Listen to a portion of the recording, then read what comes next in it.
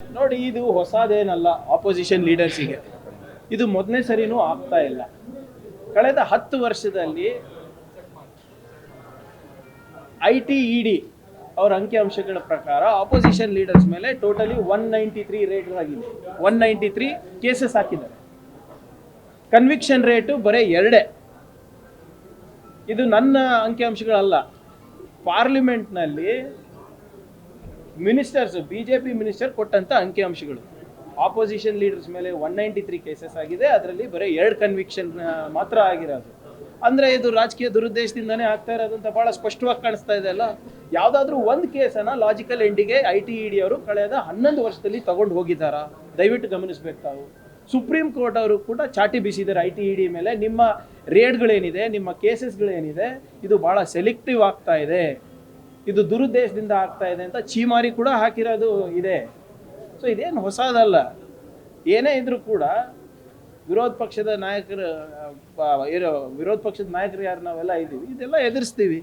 ಕೇಂದ್ರ ಸರ್ಕಾರ ಅವರು ಹೇಳ್ದಂಗೆ ಕೇಳಬೇಕು, ಅವ್ರ ತತ್ವ ಸಿದ್ಧಾಂತ ಹೋಗ್ಬೇಕು, ಅವ್ರ ವಿರುದ್ಧ ಮಾತಾಡಬಾರ್ದು, ಅವರಿಗೆ ಪ್ರಶ್ನೆ ಕೇಳಬಾರ್ದು ಅಂದ್ಬಿಟ್ಟು ಇವೆಲ್ಲ ನಡೀತಾ ಇರೋದಷ್ಟೇ.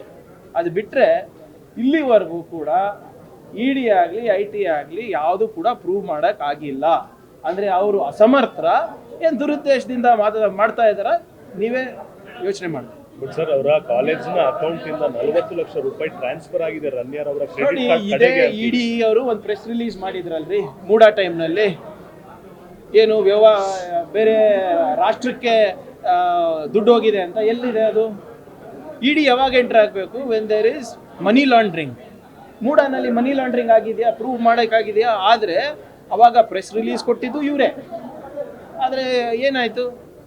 ED ಅವರಿಗೆ ಏನಾದರೂ ನಿಜವಾಗ್ಲೂ ಇದ್ರೆ ಬಹಿರಂಗವಾಗಿ ಒಂದು ಪತ್ರಿಕಾಗೋಷ್ಠಿ ಮಾಡಿಬಿಟ್ಟು ಸುಮ್ಮನೆ ಸೆಲೆಕ್ಟಿವ್ ಲೀಕ್ ಮಾಡೋದ್ರಲ್ಲಿ ಏನರ್ಥ? ನೋಡಿ, ರನ್ಯಾರಾವ್ ಕೇಸ್ನಲ್ಲಿ ಪದೇ ಗೋಲ್ಡ್ ಸ್ಮಗ್ಲಿಂಗ್ ಅಂತ ಹೇಳ್ತಾ ಇದ್ದಾರಲ್ವಾ ರೀ. ಕಸ್ಟಮ್ಸ್ ಕಾಯೋ ಕೆಲಸ ಯಾರ್ದು? ಪರಮೇಶ್ವರ್ ಅವ್ರದಾ? ಸ್ಟೇಟ್ ಹೋಮ್ ಡಿಪಾರ್ಟ್ಮೆಂಟ್ದಾ? ಸೆಂಟ್ರಲ್ ಗೌರ್ಮೆಂಟ್ದು ತಾನೆ. ಇವತ್ತು ಸೆಂಟ್ರಲ್ ಗೌರ್ಮೆಂಟ್ ಮಿನಿಸ್ಟರ್ಸು ಅಸಮರ್ಥರಿದ್ದಾರೆ, ಕೇಂದ್ರ ಏಜೆನ್ಸಿಗಳು ಅಸಮರ್ಥರಿದ್ದರೆ ಅದು ನಮ್ಮ ಹೋಮ್ ಡಿಪಾರ್ಟ್ಮೆಂಟಿಗೆ ಯಾಕೆ ಹೇಳ್ತಾ ಇದ್ದೀರಾ? ಗೋಲ್ಡ್ ಸ್ಮಗ್ಲಿಂಗಿಗೆ ನಮ್ಗೇನು ಸಂಬಂಧ? ಕಸ್ಟಮ್ಸ್ ನಮ್ಮ ಕೈನಲ್ಲಿದೆಯಾ?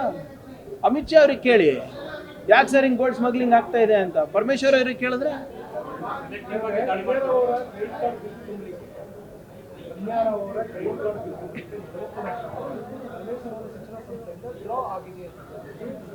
ನೋಡಿ, ಏನೇ ಇರಲಿ, ಇಟ್ಸ್ ಎ ಟ್ರಾನ್ಸಾಕ್ಷನ್ ಅಲ್ಲ. It's A digital transaction, it's A valid transaction.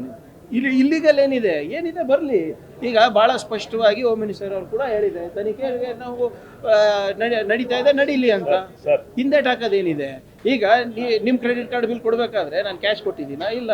It's a verifiable transaction ತಾನೆ. ಆಗಲಿ ತನಿಖೆ. ಹೂ ಸೇಯಿಂಗ್ ನೋ?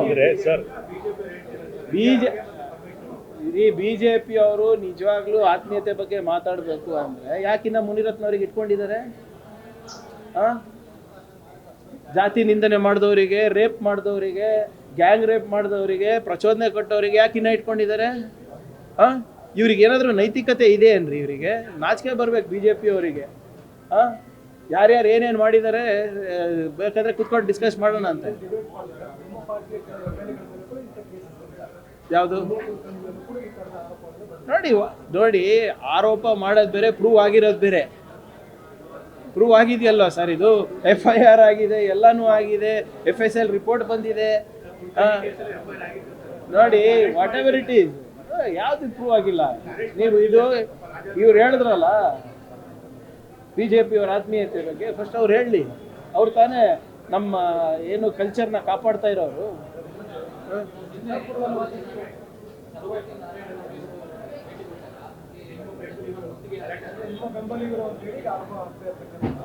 ಅವ್ರದ್ದು ಸ್ಟೇಟ್ಮೆಂಟ್ ನೋಡಿದೆ ನಾನು. ಒಂದು ಸ್ಪಷ್ಟವಾಗಿ ಹೇಳ್ಬಿಡ್ತೀನಿ ಎಲ್ಲ ನಮ್ಮ ಮೀಡಿಯಾ ಸ್ನೇಹಿತರಿಗೆ.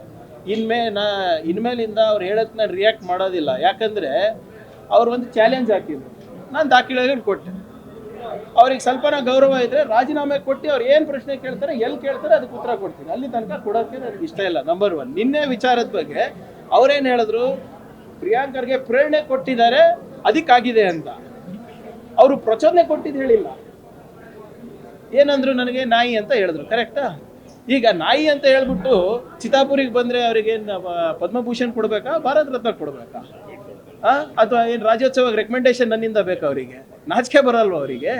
ಡಿಫೆಂಡ್ ಬೇರೆ ಮಾಡೋದು, ಗಾದೆ ಇತ್ತು, ಆಡ್ಮಾತು, ಅದು ಇದು. ನೀವು RSS ಚಡ್ಡಿ ತಲೆ ಮೇಲೆ ಹೊತ್ತಾದ ತಕ್ಷಣ ಆ ಮನುವಾದದ ಬುದ್ಧಿ ಬಂದ್ಬಿಟ್ಟಿದೆ ನಿಮಗೆ. ಸಿಂಪಲ್. ನೀವು ನಾಯಿ ಅನ್ನಿ, ನರಿ ಅನ್ನಿ, ನಿಮ್ಗೆ ಎಷ್ಟು ಹಕ್ಕಿದೆ ನನಗೂ ಅಷ್ಟೇ ಹಕ್ಕಿರೋದು. ಸಾಮಾನ್ಯ ಪ್ರಜೆ ಕೂಡ ಇವತ್ತು ಪ್ರಧಾನಮಂತ್ರಿ ಮೋದಿಗೆ ಪ್ರಶ್ನೆ ಮಾಡುವ ಹಕ್ಕಿದೆ, ಅದು ತಿಳ್ಕೊಳ್ಳಿ. ಸಂವಿಧಾನದಲ್ಲಿ ಎಲ್ಲರಿಗೂ ಅವಕಾಶ ಇದೆ.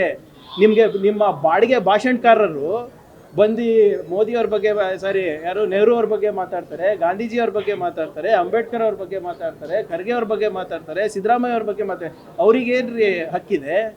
ಒಂದು ಗ್ರಾಮ ಪಂಚಾಯತ್ ಎಲೆಕ್ಷನ್ ಗೆಲ್ಲ ಯೋಗ್ಯತೆ ಇಲ್ಲ ನಿಮ್ಮೆಲ್ಲರಿಗೂ. ನೀವು ಮಾತಾಡ್ಬೋದು, ನಾನು 3 ಸರಿ ಆರ್ಸ್ ಬಂದು ಕ್ಯಾಬಿನೆಟ್ ಮಿನಿಸ್ಟರ್ ಆಗಿ ನಾನು ಮಾತಾಡೋಕ್ಕಾಗಲ್ಲ. Who are you to tell?